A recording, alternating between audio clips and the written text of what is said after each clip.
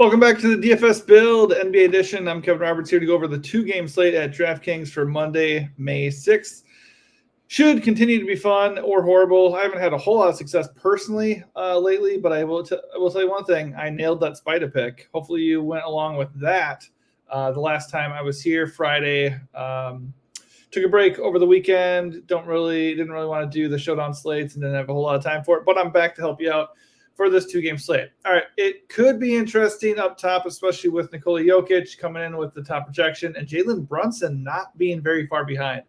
I'll get to that in a bit. Right away, though, Pacers and Knicks, they do look like the most inviting game with the 217 total and a 5.5-point spread. Knicks are favored at home at the Madison Square Garden, and that makes sense. By the way, if you're looking for a new lineup optimizer, check out DFS Hero. I'm using their projections right here. You can see on the screen.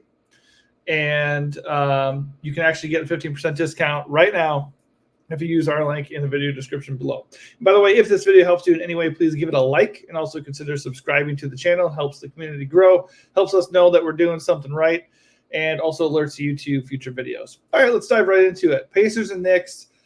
I mean, I kind of think this is the game to target. This is the game to stack. I mean, you do want parts of both games just because it's a two-game slate. You literally have to. But also there are some inviting things in the Denver-Minnesota game. But Minnesota obviously plays really good defense. Denver could come out, extra aggressive just because they lost game one and they're at home. I tend to think that game is going to be pretty one-sided. I do think Denver's going to come out and really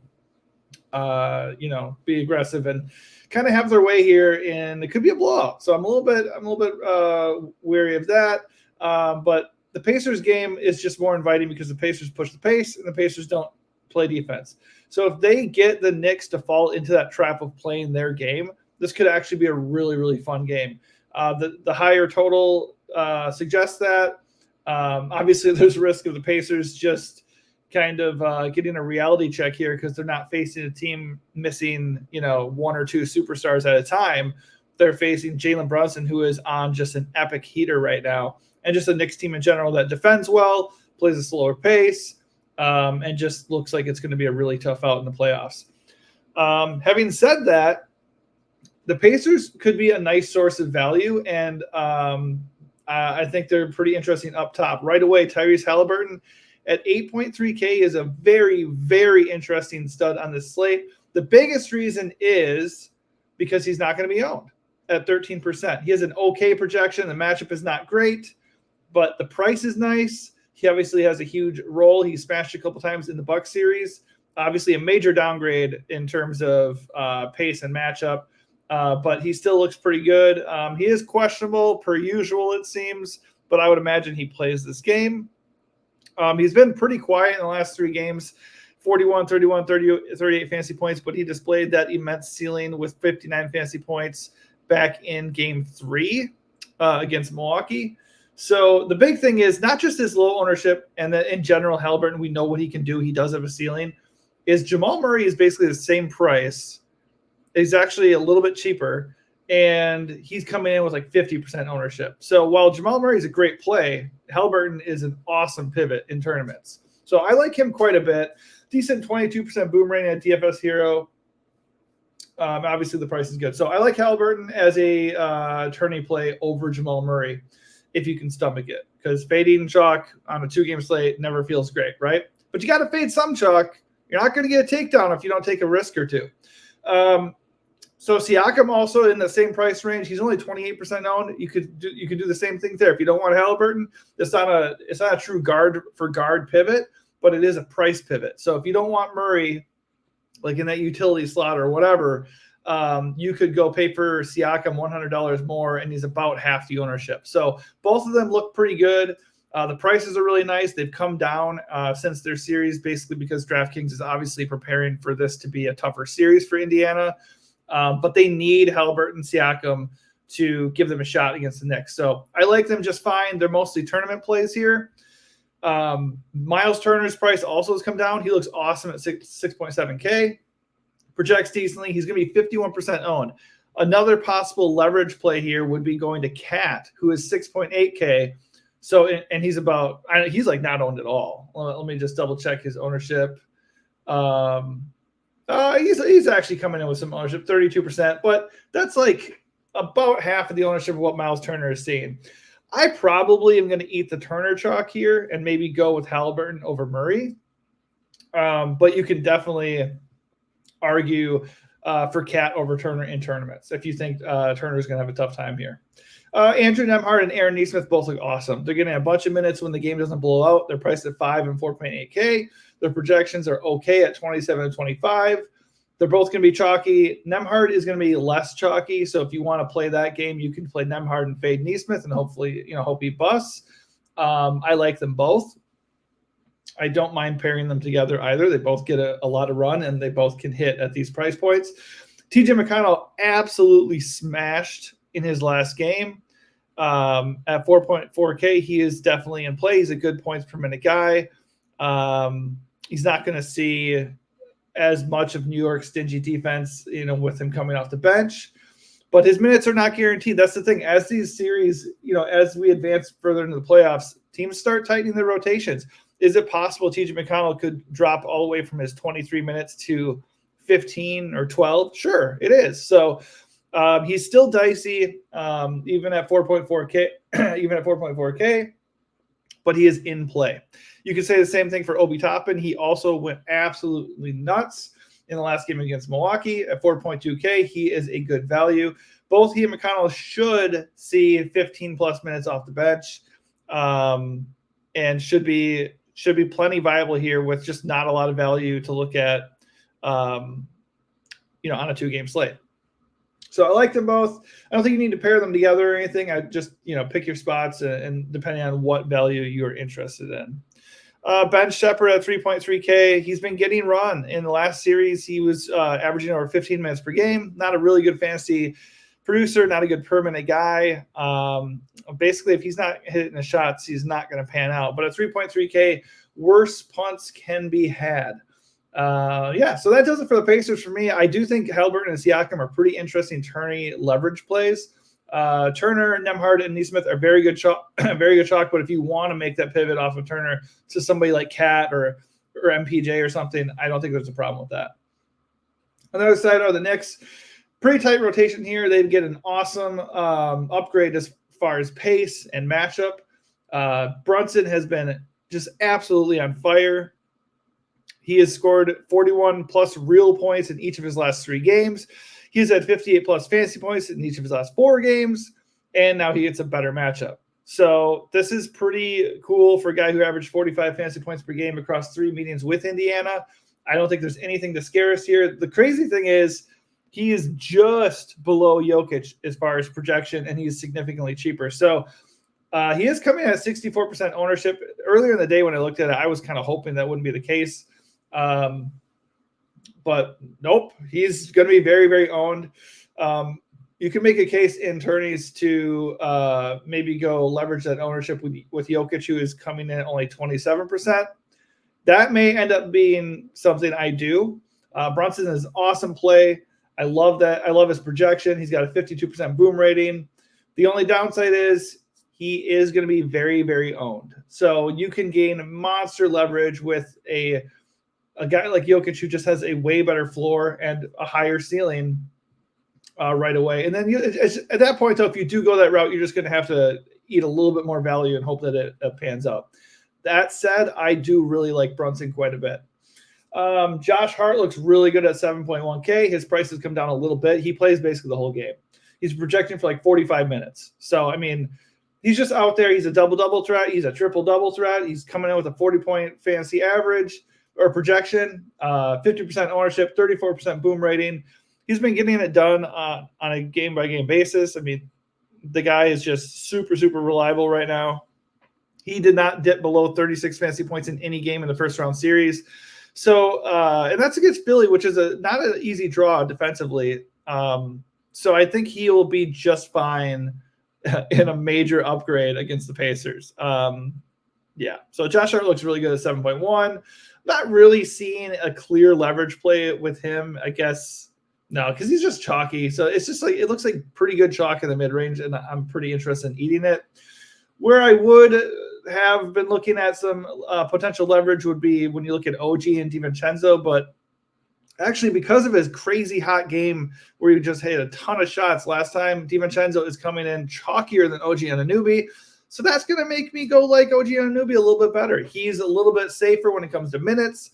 He's only $300 more. He projects better. They both have middling boom ratings, and DiVincenzo is coming in at 6% more owned.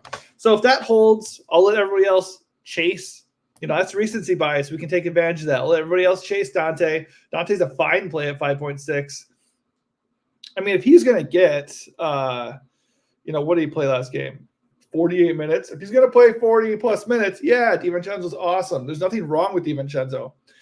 But not every single Knicks guy is going to crush. So if the ownership is going to flock to DiVincenzo, I will gladly go to OG there. Miles McBride was a good value previously, but if DiVincenzo has fully come back and he's hitting his shots, Miles McBride is not in play. He played 9 minutes last game, and that tells us all you need to know. I think you could take a flyer on him in the hopes that DiVincenzo struggles in this one, and that's especially a viable tournament strategy if you do not plan on playing DiVincenzo. But it's a little scary because he didn't play that much last game, and he's coming in at 42% owned. So it appears that is somewhat of a strategy from the field, and if that's the case, I will gladly stay away from McBride. The Knicks are healthy down low. So Hartenstein at 5.2 looks really good. Really liking that he's only 25% owned. I have no issue with him. The Pacers are terrible at defending inside. He should clean the glass very well. He should get easy buckets. He looks really good at 5.2. Mitchell Robinson is a viable leverage play there off the bench. The thing is, it's not even that much of a leverage because Hartenstein is not as chalky as he probably should be on this slate. Mitchell Robinson will eat into his minutes a little bit, and he should be productive. He is a good per minute guy. It is a great matchup. He's only 4K. So I do like him quite a bit. If you're not playing Hartenstein, Mitchell Robinson, in hopes that Hartenstein gets in foul trouble or something, that could be interesting. All right, so next game, we got Timberwolves and Nuggets in Denver. So obviously Minnesota won game one. Anthony Edwards had 43 real points. He once again looks great. I don't really know if Denver's actually going to be able to stop him in the entire series. I think these games are going to very much come down to Jokic and Jamal Murray stepping up and, the other guys in Minnesota not delivering. Cat is prone to stupid mistakes and just shrinking in big moments. So I would not be shocked whatsoever if Edwards scored a shit ton of points every game, and then guys like Rudy Gobert, Cat, and whoever else just disappeared and screwed him over. So a lot of people think Minnesota's going to win the series. Entirely possible. They're up 1-0. They play good defense, and Edwards is a bona fide superstar at this point. But I don't think they're going to win game two. So you can still play Edwards at 9.K, but I don't see why I would personally when Brunson's only $500 more and feels way safer. He's got a better projection, got a better matchup. Obviously, Denver has major incentive to win this game. So yeah, I think he's fine at 21% ownership. Pretty good tournament play actually, and I don't really see him individually slowing down. I just don't see him as a super necessary play on this tiny 2-game slate. In a vacuum, Rudy Gobert at 7K is a good play. 24% ownership, pushing 40-point fantasy projection, 21% boom rating. The only problem is he's going up against Nikola Jokic, who's going to be pretty motivated to be a lot better in this series or in this game to even it up at 1-1. Thing is, Rudy is going to be out there for 35-plus minutes. They need him to defend Jokic. He can get blocks. He had 13 rebounds in game one, and he had 34 fantasy points despite only scoring 6 points. So if he can get to a double-double, he'll easily pay off this salary, so I have no problem with him. If the ownership's going to stay there and people are really afraid of him because he's going up against Jokic and possibly running into foul trouble, I'm cool with eating that 7K salary and just banking on his really, really nice floor. Cat looks, like I said, like a pretty good pivot away from Miles Turner in that price range. His projection's just okay. Actually, it's not too bad. It's pretty solid. So, yeah, I think he's an interesting tournament play. But his ownership is a little bit higher than I want it to be at 32%. I don't think that would necessarily deter me. I think Miles Turner is just the better play right now. Obviously, Denver's not an amazing matchup for Towns. Let's see how he did in game one. He played only 31 minutes. He struggled with 5 fouls. He was pretty good offensively, but didn't really do a whole lot else. Obviously, like usual, Rudy just eats into his rebounds, and when you have Jokic there, it's just like more so the case. It's just gonna be hard for Towns to get all the peripherals we need, and that's why his prices come down. I think he's still a solid play at 6.8K. It's like a little too cheap for his talent level, but I think I prefer Rudy here, especially since Rudy is going to be less owned. I think a lot of people are just going to be like, oh, shit, Cat is only 6.8K, and they're going to just click him in right away because he is cheap, but Rudy just feels like the better play. Mike Conley at 5.4K is okay. If you want to play Mike Conley, I don't have a problem with that. He played 31 minutes in game one. He's going to push for probably 35 minutes in a really close game. He had a double-double in game one with 37 fantasy points. That's probably his ceiling, though, in this series.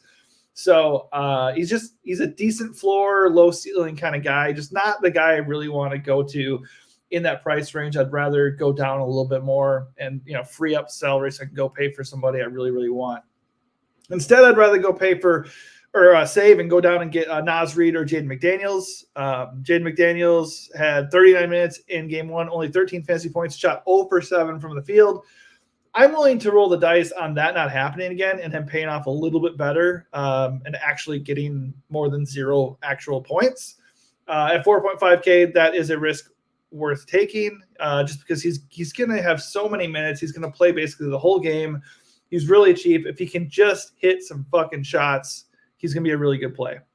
Naz Reid struggled in the first half for Minnesota and then got it going in the second half, ended up having 27 fantasy points. He played 23 minutes. Once again, Cat and Rudy are in danger of foul trouble here, so Naz Reid off the bench is very, very viable at 4.3K. I like him a lot.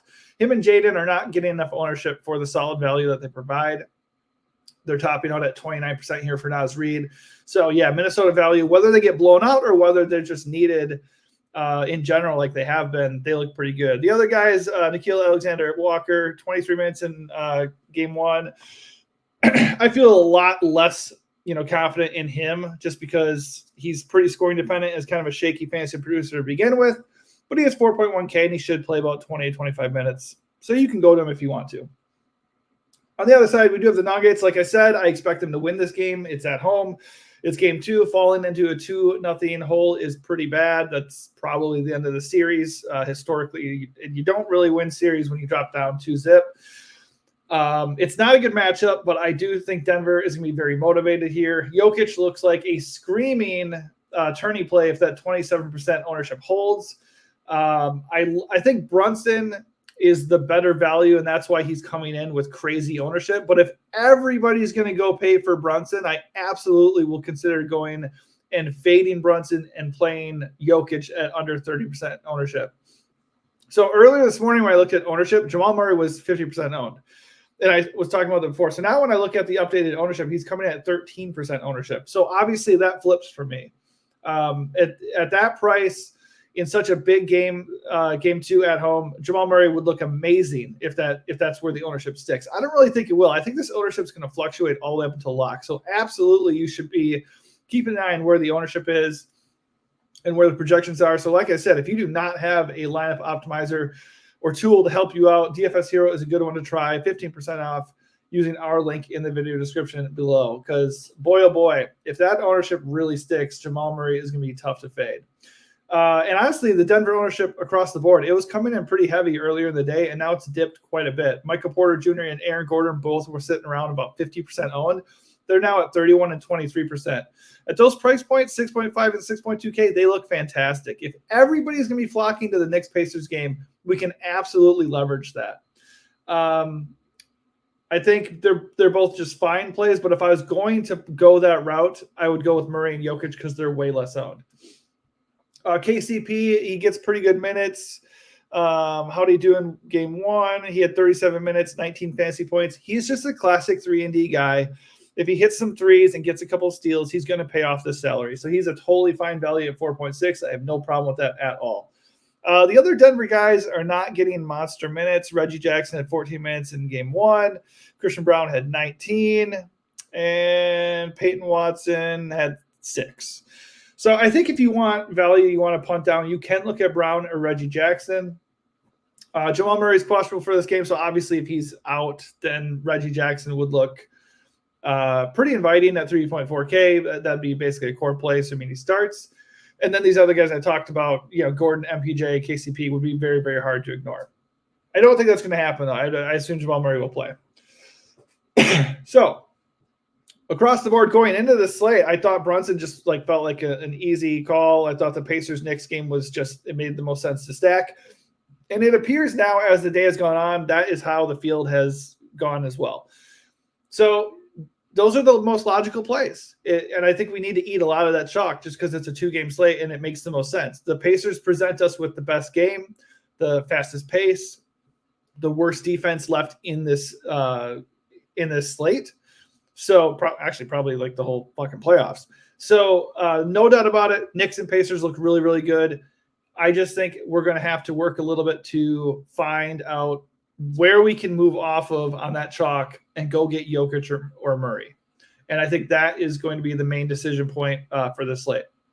So yeah, right now I'm thinking I'm going Jokic at this point. I really like Brunson, but it's going to be tough to ignore Jokic at that ownership. All right, so that does it for me. Hopefully this helps you a little bit. Like I said, you're going to want to update the ownership in like a few hours. Definitely, and leading up to lock too, because it's going to change. And as it changes, we need to find out what chalk we're comfortable eating and what chalk we are going to leverage. On a 2-game slate, you don't have much room for error, so I wouldn't go too heavy. But you definitely can't eat all the chalk, otherwise you're not going to get anywhere. You got to make 1 or 2 major leverage plays and take on that risk and just hope it goes your way. But hopefully that helped. And if it did, give this video a like and subscribe to the channel. Thanks for watching and good luck tonight.